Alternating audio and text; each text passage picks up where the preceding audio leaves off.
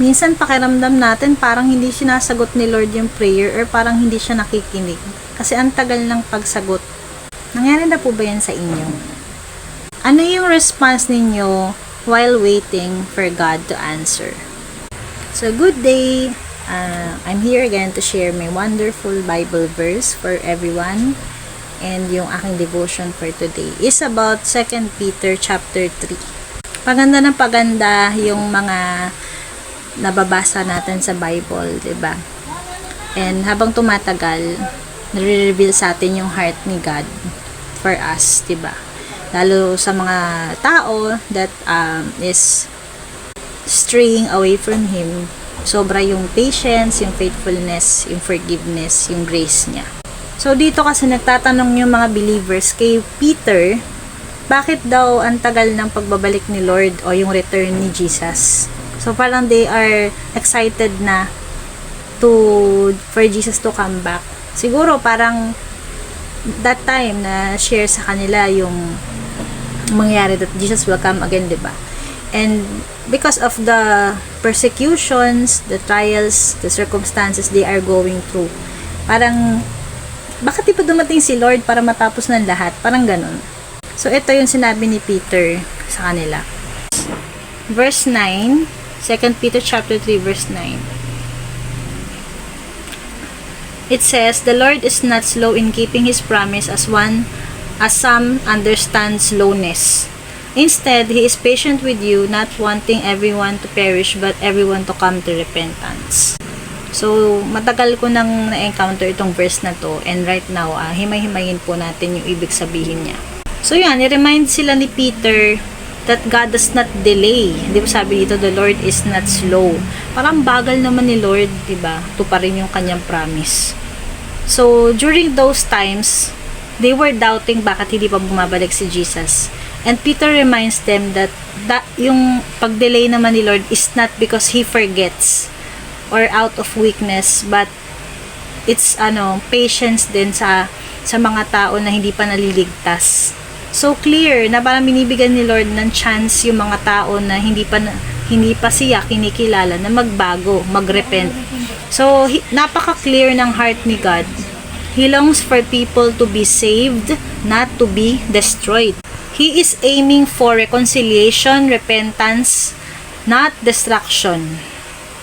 So His timing reflects yung character na faithful, patient, merciful, and purposeful, forgiving, and unconditional loving. Every delay is actually God giving more time for His people to come to Him to repentance and return to Him. So sinabi dito na meron pa nga dun sa verse 80, a day is like 1,000 years, diba, for the Lord, and 1,000 years seems like a day. Sabihin nun, yung isang araw na pag-iintay, it will take matagal talaga. Hindi naman siya yung para bang gumamit lang siya ng metaphoric na na 1,000 years. Parang sabihin nun, yung isang araw na pag-aantay mo, inip na inip ka na. Pwede pang patagalin ni Lord yun eh. Pero para kay Lord, yung isang araw na yun, it's worth talagang timing niya kasi ang masusunod. Kung para sa atin matagal na yun, pero sa kanya hindi. It will take many years to come pa for His timing to happen. Kasi everything is perfect in His time. At kahit yung matagal natin pag-iintay, kaya ni Lord nang gawin ng isang araw. Parang ganun yun. So, talagang timing niya ang masusunod. So, trust God's timing. Ano yung application dito? So, what are the application or what can we learn from this passage? So, we should trust God's timing talaga. Kasi nakikita niya yung full picture eh. Tayo naman nakikita lang natin yung front view. Si Lord, top view. Lahat ng overview ba? Let us recognize that He is patient talaga sa atin. Di ba sabi nga dito, He is patient with you, not wanting anyone to perish, but everyone to come to repentance. Minsan, kaya ang tagal-tagal din dumating ni Lord, kasi marami pang tao ang kailangan ma-save. Parang ang selfish naman ng isang Christian. Ako, guilty po ako dyan kasi minsan nasasabi ko pag nahihirapan ako sa mga pinagdadaan, Lord, dumating ka na. Kasi yun naman ang parang, yun yung iyak ng puso mo pag talagang hindi mo na kaya. Lord, dumating ka na kasi para matapos na po lahat ng paghihirap namin, 'di ba? Uwi na kami sa iyo, Lord, ganyan.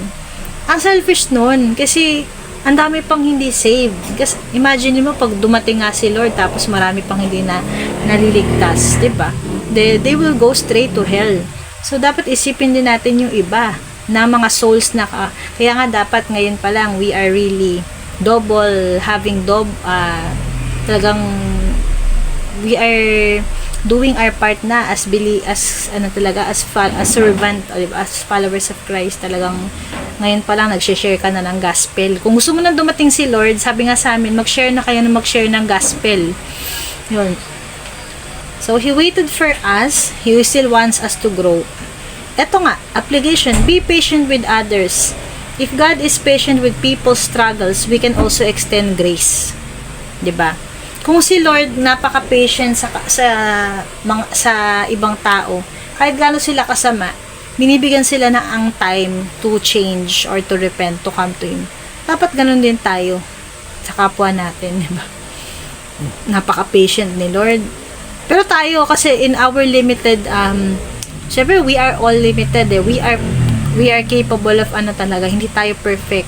So si Lord lang talaga yung may kakayanan na magmahal unconditionally, magbigay ng grace and maging patient sa atin. Pero tayo, pag ginagawan tayo na hindi maganda, no way, wala na, tapos na, di ba? So yun, dun tayo struggling, and we should ask God's grace and strength talaga para magawa natin yan.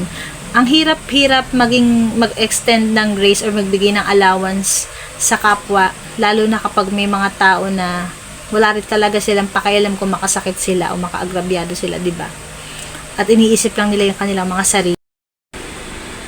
And next is, let us stay faithful while waiting. Don't let the delay make you discouraged. So, it's not about the waiting, but it's the attitude while waiting. Guilty again. Ako, sobrang impatient ko.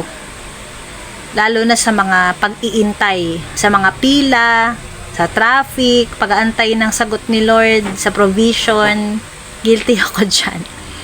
So, lahat naman siguro struggling dyan. Yung tipong, Lord, kailangan ko na ngayon. Bakit wala pa, ganyan? Or bakit, kikita mo namang nahihirapan na kami, Lord, bakit di mo pa binibigay, ganito.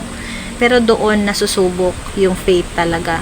Yung heart while waiting, yung attitude natin, yung response, 'di ba? So, mag-grow ka. Ina-allow din ni Lord yun para din tayo mag-grow. Kasi pag binigay agad niya yung sagot, para bang hindi ma-develop yung perseverance, yung katatagan ng pananampalataya at yung pagtitiwala natin sa Kanya. Ito, share the gospel. Ayun nga. So, yung slowness na yan, binibigyan din ng time yung mga Christians to do their part to to share the gospel. Kasi para bang iba, ay okay na ako dito, save na ako, bakit kailangan ko pa mag-share ng gospel? Hindi naman tayo exempted Lahat tayo is command. Yan yung Great Commission ni Lord. Hindi tayo benchmark Christian lang na para bang, okay, save na ako, okay na ako kasi pupunta na ako ng langit. Hindi. Kailangan mong kaya ka nga tinawag, di ba? Kaya nandito pa rin tayo for a mission. And it's for us to harvest souls or win souls for the Lord, share the gospel. Yun ang mission natin, kaya tayo nabubuhay pa. Di ba? For our lives to point Christ, di ba? To point them to Christ. Kailangan i-reflect natin yung pagmamahal ni Lord for us to win them to the Lord. God's patience gives us the opportunity to help others know Him. And last is rest in His promises. What He said He will surely do. So, yun nga. Kung akala natin na ang Lord hindi na kumikilos, walang ginagawa, pero ang totoo niyan, He is working behind the scenes. Lagi siya may ginagawang kaparaanan in everything. Buhay ang Diyos at naririnig niya, aware naman po siya sa ating mga pinagdadaanan. So let us not misinterpret God's slowness for forgetfulness or parang he doesn't care. Pero ang totoo niyan, he is working behind the scenes. He is working without us seeing it, diba? Hindi man natin nakikita. Pero kumikilo si Lord at may ginagawa siya. And His timing is perfect in everything, diba? Hindi naman minsan kasi pinipilit natin yung kaparaanan natin, yung timing, tayong kumikilos, diba? Pero ang totoo niyan, if we really, we have to fully trust the Lord talaga for Him to, diba? To do His purpose, diba? Yun. Isipin natin yung, na, hindi lang to yung about pagbabalik ni Lord. So, ang dapat natin hindi lang to yung pag-aantay sa pagbabalik ni Lord. Yung tipong, ano yung kaya mo pang gawin? Ano pa yung dapat mong gawin to serve Him while waiting? Ano pa ba yung mga dapat mong, parang ito yung time na mag-meditate ka na, Lord, ano pa yung mga dapat kong ayusin sa buhay ko? Ito ba talaga yung gusto mong gawin ko? Diba? Parang mag-meditate ka or mag-reflect ka sa life mo. Ginagawa ko ba yung will mo, Lord?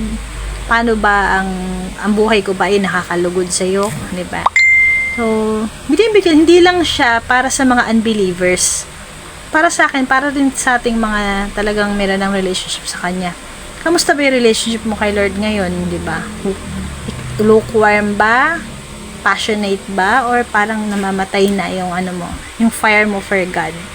So, yun. Binibigyan tayo ng chance all to have a restart, to recalibrate, and to really come to Him, diba? Especially kung meron kang mga unconfessed sins pa. Because now is the time to really come to the Lord honestly, diba? And wag nating kasi it's now or never. Yung ating salvation ang pinaka-importante talaga natin pagtuunan ng pansin kasi it's a matter of life and death. Usapan dito eternal destination natin after we die. So we have to make sure that we will really have a relationship with our Lord Jesus Christ, diba?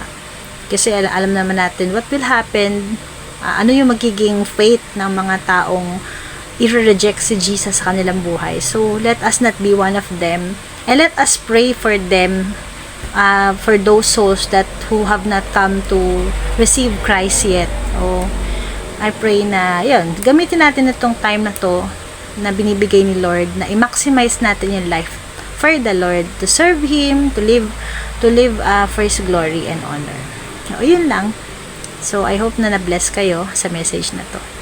Bye-bye!